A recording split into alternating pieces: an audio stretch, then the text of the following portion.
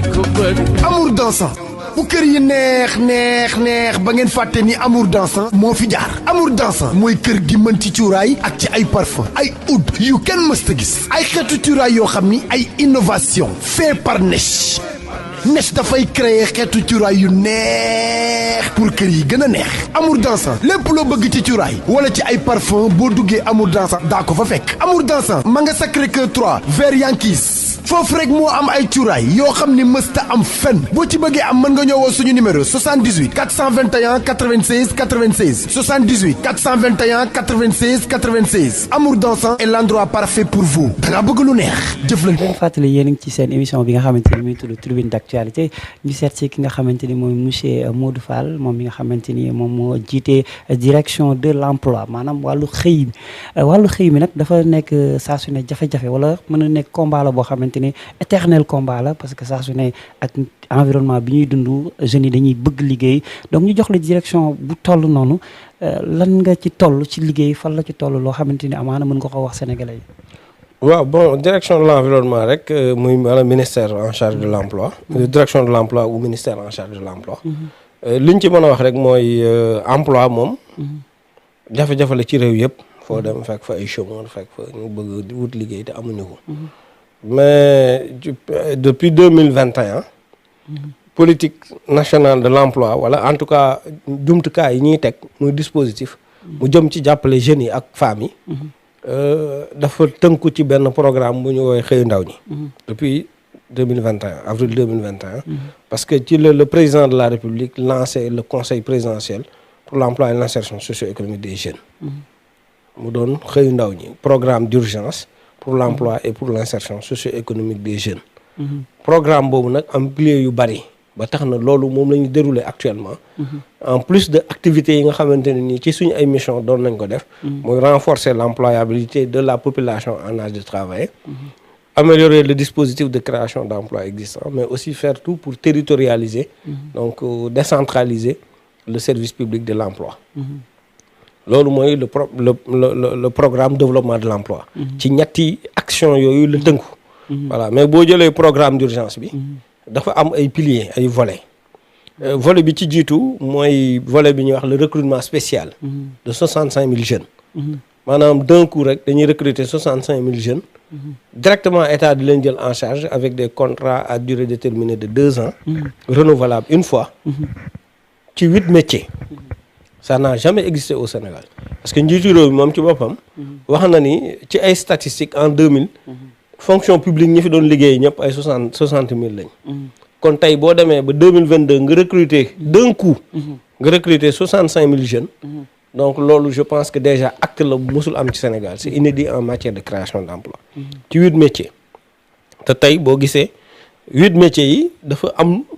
jeunes yi ñu recruter lu rôle bu rëy bu ñu joué ci réew mi je peux citer le cadre de vie tey boo xoolee avec Sonaged qui est UCG. UCG. waaw UCG. parce que UCG ñu ngi gis jeunes yu bari macha allah. voilà tey 2 coins de rue yoo tourné seen jeunes di liggéey. donc plus de 10 000 jeunes recrutés nañ leen fa. ñu liggéey dans le cadre de xëyu ndaw ñi. tey boo demee ci stade yi. nous avons recruté des stagiaires. tey kenn ku ne seetaan na match Sénégal bi.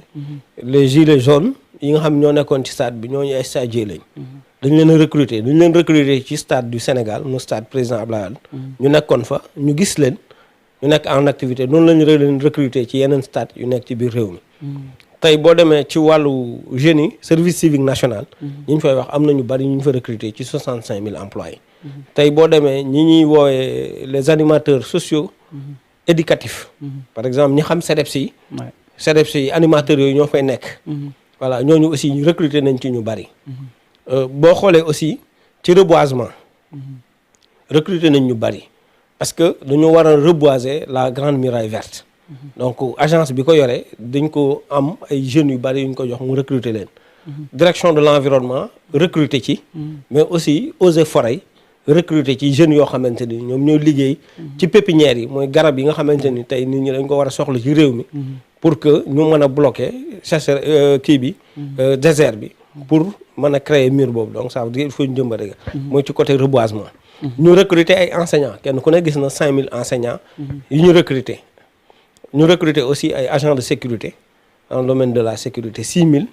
ñu recruter aussi ci beneen volet cadre de vie bi ñu recruter fa ba pare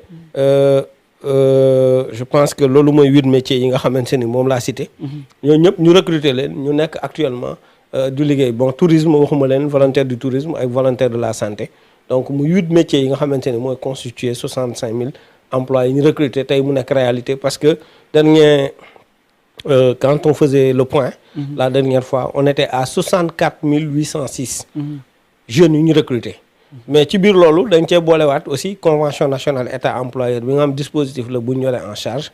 moom aussi day permettre à ce que le jeune employeur par exemple l'entreprise sans limite bu bëggee recruter ay jeunes sortis des écoles de formation ñi monteur ñi caméraman ñi journaliste bu boobaa mën naa ñëw ci ñun daal ni dafa bëgg a bénéficier wu de la convention état employeur donc recruter jeunes yi ñu partager ak moom charge salariale yi nga xam moom la ñuy recruter donc loolu aussi emploi du secteur privé aidé la parce que partenariat bi entre état la ak secteur privé mooy les employeurs privés donc boobaa bu ñëwee bu jëlee un jeune journaliste war koo fay 200000 ñun dañuy fay 100000 moom mu fay 100000 donc ça veut dire que dispositif la tey boo xamante ni presque àgg na 14000 emplois yu ñu créé toujours dans xëyu ndaw ñi moo amaat nag ay yeneen agence ANIDA avec les fermes war a créer 25000 emplois am ay fermes yu aménagé déjà am ay emplois yu ñu créé mu am FERA fonds d'entretien routier ñu gis ni tali yi ñu koy nettoyer ba léegi ci biir communes yi lay am surtout à l'intérieur du pays ñu recruter fa ñu bari AGETIP recruter ay jeunes yoo xamante ni tey ñoo yore pavage bi Promoville def la même chose et cetera AGEROUTE def la même chose nga xamante ni day am route yoo xamante ni sous forme de pavé la loolu lépp day dugg ci loowu emploi yi ñu créé dans le programme xëy ndaw yi mais loolu volet emploi salarié lañ mooy ñiy liggéey ñu leen di fay parce que emploi dafa am emploi salarié am emploi non salarié muy auto emploi muy entrepreneuriat tey ki yor projet am bind projet am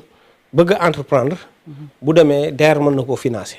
te actuellement ci statistique toujours dans xëy ndaw ñi presque 86000 jeunes bénéficier nañ ci formation DER dans le cadre du programme xëyu ndaw ñi